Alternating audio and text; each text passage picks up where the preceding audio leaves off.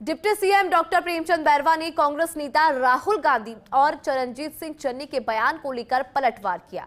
Media से बातचीत में डिप्टी सीएम डॉक्टर बैरवा ने कहा कि प्रधानमंत्री मोदी ने देश पर हमले करने वालों को करारा जवाब दिया है। प्रधानमंत्री मोदी 140 करोड़ लोगों को अपना परिवार मानते हैं और देश को अग्रणी बनाने के लिए प्रयासरत है। माननीय यशस्वी प्रधानमंत्री जब भी देश पे किसी प्रकार का हमला हुआ है तो मुंह तोड़ जवाब दिए हैं और इनका कहना है कि जब भी चुनाव आते हैं तो बीजेपी ऐसा घटना करवाती है, लेकिन यह हमारे सैनिकों की शहादत का मामला है। ऐसा उनके बयान कतई गलत है और ऐसा बोलना भी नहीं चाहिए।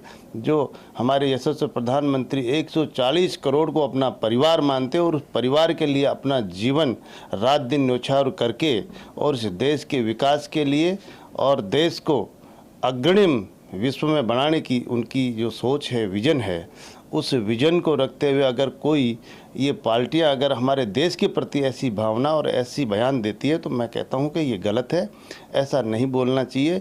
पार्टियां अलग अलग हो सकती है लेकिन हमारा देश एक है और इस देश को के सम्मान के लिए और देश की रक्षा के लिए सब दल एक होकर एक बयान देना चाहिए। कम से कम हमारे जो देश के रक्षक है उनके लिए तो ऐसा नहीं बोलना चाहिए। आपको नहीं लगता कि देश के लिए जो रक्षा कर रहे हैं, जो सैनिक है, जो सरहद पर शहीद हो जाते हैं, उनकी शहादत का अपमान है? क्योंकि कहीं ना कहीं मनोबल टूटता है। मैं यही कह रहा हूँ, उनका अपमान है ये और ऐसा नहीं बोलना चाहिए, बल्कि अपने को जवाब देना चाहिए। अगर हमारे देश पर कहीं से भी हमला होता है तो सब पार्टियां एक होकर और सहयोग करके जो भी सरकार है उसका साथ देना चाहिए।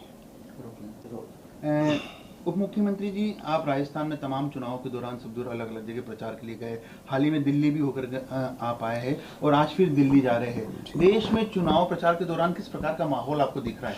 देखिए, पूरे देश में जो माहौल है माननीय यशस्वी प्रधानमंत्री जी के प्रति और उनकी जो नीति और उनका सोच है एक राष्ट्र निर्माण के लिए और राष्ट्र को विकसित भारत बनाने का जो उनका विजन है, सपना है, निश्चित रूप से जनता पूरे देश की विश्वास कर रही है और भारतीय जनता पार्टी को मत देना चाह रही है और दे रही है।